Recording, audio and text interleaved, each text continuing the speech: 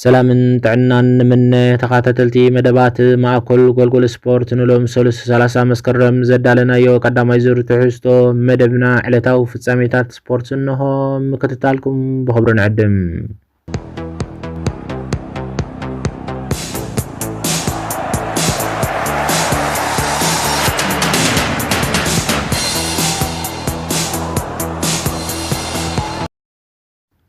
ካልኣይ ሰሙን ግጥማት ቻምፒየንስ ሊግ ኤውሮፓ ናይ ሊግ ጸወቱ ሎሚ ሶልስ መደቡ ኣብ ዘካይደሉ ካብቶም ሎሚ ምሸት ዝካየዱ ጸወታታት ድማ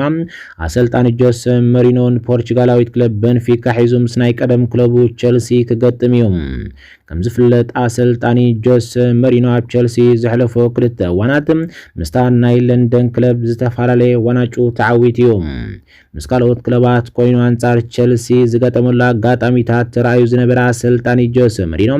ኣብቲ እዋናት እዛ አሰልጣኒ ካብ ደገፍቲ ክለብ ቸልሲ ምዉቕ አቀባብላ ተገይሩሉ እዩ። ቅድሚቲ ናይ ሎሚ ጸወታ ርእይቱ ዝሃበ ፖርቹጋላዊ አሰልጣኒ ጆሴ ሞሪኖ ቸልሲ ብልስት ክለብ ክትከውን ገይረያየ ብሉጽ ክኸውን ድማ ሓጊዛትኒ ኢሉ ወላኳ ቸልሲ ኣብ ልበይ እንተላ ሕጂ ግን ቸልሲ ክስዕራየ ዝደሊ ዝበለ ተሰልጣኒ ደገፍቲ ቸልሲ ብጽቡቕ እንተዳ ተቐቢሎሞ ነቲ መጎስ ክመልሶ ድሉው ምዃኑ ገሊጹ። እቲ ጸወታ ሰዓት 10 ድሕሪ ቀትሪ በቋጻጽራ ምብራቕ ኣፍሪቃ ኣብ ሜዳ ስታንፎርድ ብሪጅ ክንገድዩ። ብዘካዚ ምስቲ ቸልሲ ተካይዶ ጸወታ ሎሚ ካልእ 8 ግጥማት ኣብ ዝካየደሉ ማድሪድ ናብ ካዛኪስታን ተጓዒዛ አንጻር አልማቲ፣ አትላንታ አንጻር ክለብ ብሩጅ፣ አትሌቲኮ አንጻር ኢንትራ ፍራንክፈርት፣ ቦዶ ግሊምት አንጻር ቶተንሃም፣ ጋላታሳራይ አንጻር ሊቨርፑል፣ ማርሴይ አንጻር አያክስ፣ ፓፎስ አንጻር ባየር ሙኒክ ክጻወታየን።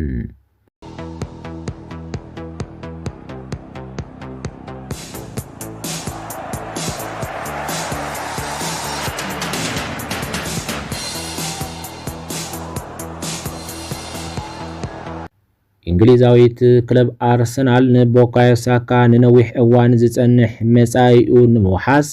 ዝበለጸ ውዕል ክትገብረሉ ኣብ ስምምዕ ክትበጽሕ ትጽዕር ከም ዘላ ተገሊጹ። እዛ ክለብ ኣብ ዕዳጋ ምስጋር ክራማት ማዕበል ብምፍጣር ብዙሕ ጥረ ገንዘብ ብምውጻእ ከም በዓል ማርቲን ዚቦመንዲ፣ ቪክተር ጌክሮስ፣ ኤቨርቼ እዘን ኖኒ ማዱኬን ዝኣመሰሉ ተጻወትቲ ኣፍሪማቶም እያ።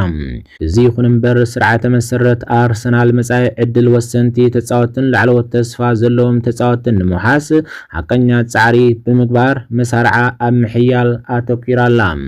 ጋብርኤል ማግልሃስ፣ ማይልስ ሉዊስ ስኬሊ፣ ኢታን ንዋኖሪ ኣብ ዝሓለፈ ሂደት ኣዋርሕ ሓድሽ ውዕላት ክፍርሙ እንከለዉ ምስ ናይ ማእከል ተኸላኻላይ ዊልያም ሳሊባ እውን ሓድሽ ናይ ነዊሕ ግዜ ውዕል ተሰማሚዖም ኣለዉ። ብመሰረት ጸብጻብ ጋዜጣ ዘሚረር ኣርሰናል ሕጂ ትኩረታ ናብ ኩነታት ውዕል ሳካ ቀኒዓ ምህላዋን ሕጂ ዘለዎ ዕድመ ድማ ኣብ ክራማት 2027 ክውዳእ ምዃኑ ኣፍሊጣ። አርሰናል ነዚ እንግሊዛዊ ኣህግራዊ ተጻዋታይ ንዝኾነ ኩሉ ዝኽእል ናይ ምስጋር ተገዳስነት ንምክልኻል ንነዊሕ ግዜ ዝጸንሕ ውዕል ክትገብረሉ ተስፋ ኣለዋ።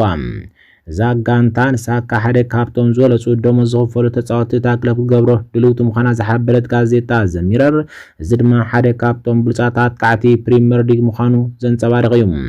ሓድሽ ውዕል ኣብ ቀረባ ደረጃ ኣይበጽሕን ዝበለት እታ ጋዜጣ አርሰናል ግን ምስ ደንበቲ ተጻዋታይ ኣወንታዊ ዝርብ ድሕሪ ምክያዳ ሓድሽ ውዕል ክትሰማዕ ተስፋ ኣለዋ። ዜካዚ አርሰናል ንቪክተር ጌክሮስ እዘ ማዱኬ ኣሳጊራ ክትከውን ትኽእል እያ። ቡካዮ ሳካ ግን ኣብ ጋንታ ሚኬል ኣርቴታ ዝበለጸ ኣጥቃዒ ኮይኑ ከም ዝቕጽል ዘጠራጥር ኣይኮነን። እዚ ናይ ክንፊ ተጻዋታይ ኣብ 2024-25 ዋላ እኳ መስበር ተጋጢሞ እንትነበረ ዘደንቕ ዓመተ ስፖርት ብምሕላፍ ግን ኣብ 37 ጸወታት 12 ሾትታትን 14 ኣሲስትን ኣመዝጊቡ እዩ። ቡካዮ ሳካ ነዚ ዓመተ ስፖርት ብመስበርቲ ክጅምሮ እንከሎ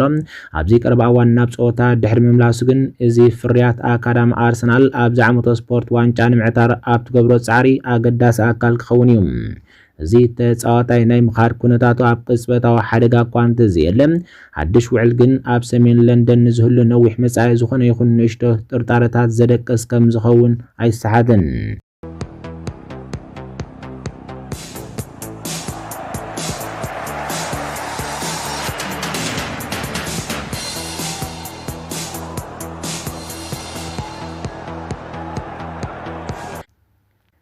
እቲ ምስ ናይ መስበርቲ ጉዳይን ዕድልን ዝቃለስ ዘሎ ፌዴሪኮ ኪየሳ ካብቲ ምስ ጋላታሳራይ ኣብ ዘለዎም ናይ ቻምፒየንስ ሊግ ግጥም ብሰንኪ ማህረምቲ ካብ ጋንታ ከም ዝተረፈ ኣሰልጣኒ ኣርነ ስሎት ኣፍሊጡ።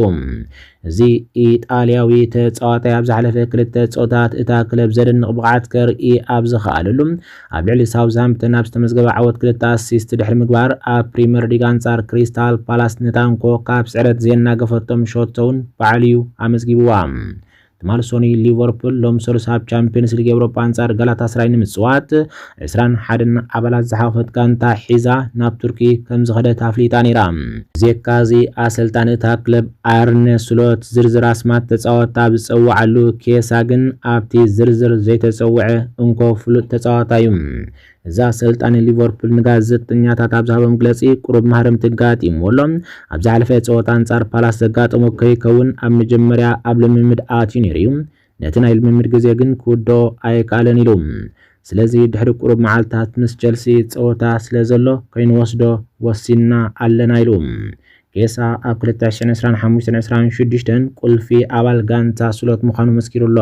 እቲ ሆላንዳዊ ኣሰልጣኒ ድማ ኣብ ቀረባ እዋን ካብ ማህረምቲ ሓዊዩ ኣብ ሰንበት ኣብ ፕሪምየር ሊግ ካብ ሜዳን ወጻኢ ምስ ቸልሲ ዘካይድዎ ወሳኒ ጸወታ ድሉው ክኸውን ተስፋ ኣለዎ።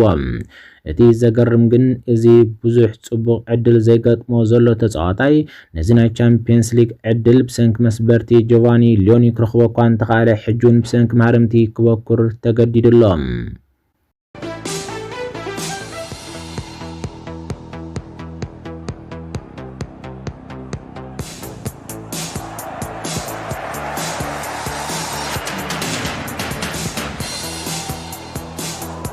ኢጣልያዊት ክለብ ናፖሊ ብዛዕባ ተጻዋታይ ማንቸስተር ሲቲ ማቲዎስ ኑኖዝ ሓበሬታ ኣብትእክበሉ ዘላ ግዜ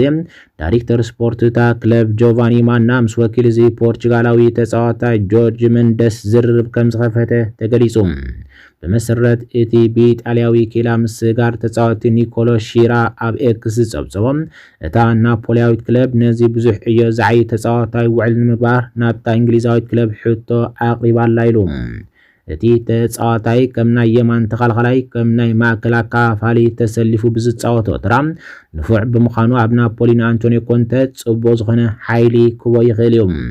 ማቲዎስ ኑኖዝ ኣብ 2023 ካብ ወልቭስ ብልዕሊ 60 ሚልዮን ዩሮ ዝግመት ውዕል ድሕሪ ምጽምባሩ ኣብ ማንቸስተር ሲቲ ዘለዎ ውዕል ክዛዘም 3 ዓመት ተሪፍዎ ኣሎ።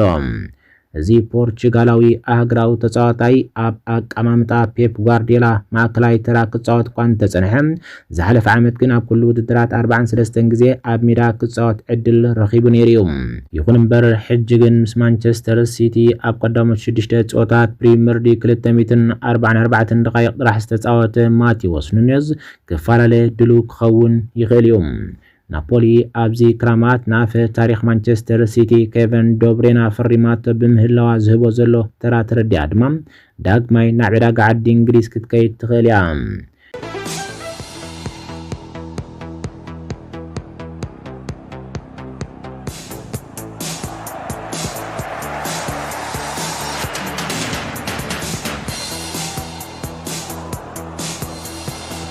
ካብ ከተማ ማንቸስተር ከይርሓቕና ማንቸስተር ዩናይትድ ናጥቃይ በርማውዝ አንቶኒዮ ሲሜንዮ ተገዳስነት ኣርያ ክትብል ጋዜጣ ቢቢሲ ስፖርት ኣብ ወሬላ ተቕርቦ ሓፀርቲ ዜናታት ገሊጻ።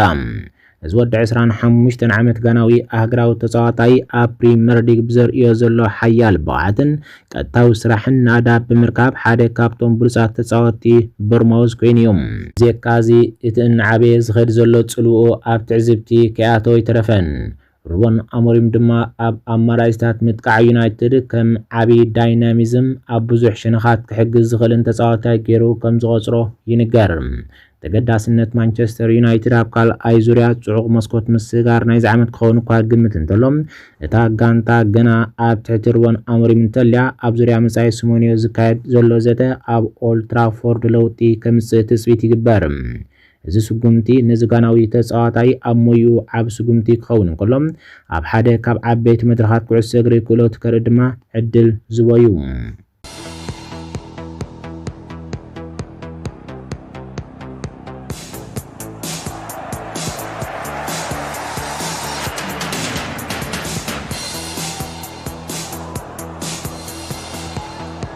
ተጻዋታይ ክለብ ሊቨርፑል ነበር ሕጂ ድማ ከም ተንታኒ ኮይኑ ምስ ጋዜጣ ስካይ ስፖርት ዝዓይ ዘሎ ጀሚ ካራገር አሞሪም ካብ ዩናይትድ ክባረር ጸውዒዮም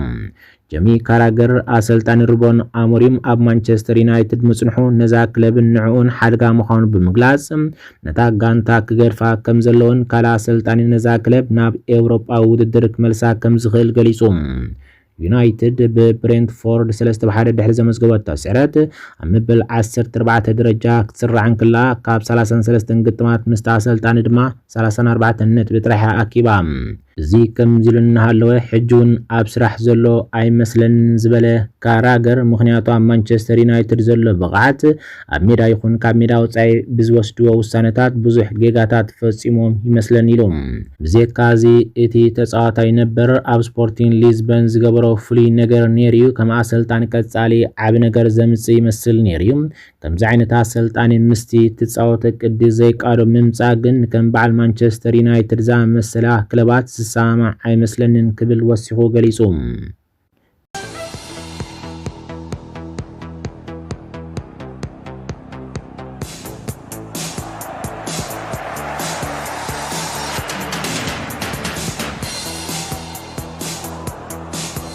እንግሊዛዊት ክለብ ቶተንሃም ሓንቲ ካፕተን ተጻዋታይ ክለብ ሪያል ማድሪድ አርዳ ጉለር ዝካተተላ ዘለዋ ክለባት ከም ዝኾነት ተገሊጹ እዚ ቱርካዊ አካፋፋሊ ኣብ መላእ ኤውሮጳ ልዑል ደረጃ ከም ዘለዎ ዝምስከር እዩ ብዙሕ ዕድል እንተተዋሂብዎ ድማ ኣብ መጻኢ ኮኸብ ክኸውን ከም ዝኽእል ኩሉ ኣፍቃሪ ኩዕሶ እግሪ ዝምስክሮ ሓቂ እዩ ቶተንሃም ብወገና ነዚ ተጻዋታይ ክትካተተሎ ብምጽናሕ ኣብ ቀረባ እዋን ከዓ ንዑ ንምስጋር ትውስን እንተደኣ ኮይና ምርኣይ መሳጢ ክኸውን እዮም ዜካዚ ከም በዓል አርሰናል ኒውካስትል ዩናይትድ ዝኣመሰላ ክለባት እውን ኣብ ውድድር ክገጥማ ምዃነን ካብ ጋዜጣ ካች ኦፍሳይድ ዝወፅእ ጸብጻብ የመልክት ቶተንሃም ዝሓለፈ ዓመት ንጉለር ክትረክብ ድሌት እኳ እንተነበራ እስፓኛዊት ክለብ ሪያል ማድሪድ ግን ንኣርዳ ጉለር ክትሸጦ ድሌት ኣይነበራን እዚ ኣብታ እስፓኛዊት ክለብ ልዑል ደረጃ ዘለዎ ወዲ 20 ዓመት ተጻዋታይ ሓለፍቲ እታ ክለብ ንመጻኢ ከም ወሳኒ ተጻዋታይ ይርእይዎ ብምህላዎም ክወፅእ ክገድፍዎ መደብ ከም ዘይብሎም ይዝግለጽ እቲ ቱርካዊ ኣካፋፋሊ ብወገኑ ኣብዚ ዓመት ስፖርት ኣብ ትሕቲ ጃቢ አሎንሶ ጽቡቕ ዕድላት ክረክብ ድሕሪ ምጽንሑ ከም ወሳኒ ተጻዋታይ ሪያል ማድሪድ ኮይኑ ቦቱ ክምስርት ድሌት ስለ ዘለዎ ክወፅእ ክደፍእ ዘለዎ ተኽእሎ ኣዝዩ ጸቢብ እዩ ቶተንሃም ነዚ ውዕል ክትፍጽሞ እንተደኣ ኪላ ግን ጽሬት ዘለዎ ፈራሚ ከም ዝኸውን ዘጠራጥር ኣይኮነን እዚ ከምዚ ኢልና ሃለወ ወዲ 20 ዓመት አርዳ ጉለር ከም እናከፋፈለ ዘጥቅዕ ከምኡውን ኣብ ናይ ክንፊ ቦታ ክሰርሕ ዝኽእልን ንሸቶታት ፈጥራ ዝፈጥር ብምዃኑ ኣዝዩ ኣገዳሲ ተጻዋታይ እዩ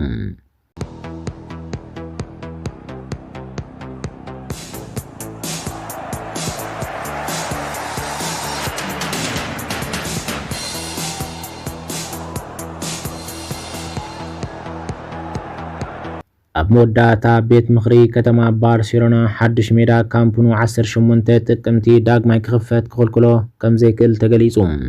ባርሴሎና ኣብ መጀመርያ ኣብ ዝሓለፈ ሰሙን አንጻር ሪያል ሶሲዳድ ኣብ ዝነበረ ጸወታ ናብ ሜዳ ካምፕኑ ክትምለስ ተስፋ እኳ እንተነበራ ካብ ምምሕዳር ከተማ ፍቓድ ስለ ዘይረኸበት ግን ክትጻወት ኣይከኣለትን በዚ ምክንያት ባርሳ ነቲ ጸወታ ኣብ ሞንትጄይ ክትጻወቶ ኣብ ዝተገደደትሉ ኣብ ቻምፒየንስ ሊግ ኤውሮጳ አንጻር ፓሪስ ሰንት ጀርመን ትገብሮ ጸወታውን ኣብቲ ሜዳ ክትንጉደያ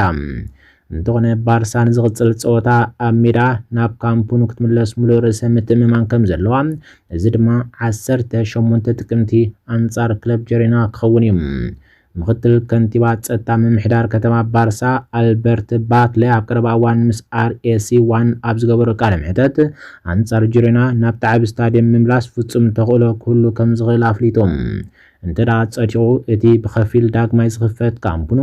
ዋላ እኳ ኣብ ቀረባ እዋን ዝወፁ ጸብጻባት ባርሳ 45,000 ተዓዘብቲ ንምብጻሕ ተሓስብ እንተላ ናይ መጀመርያ ዓቕሚ ግን 27 ወናብር ክኸውን እዩ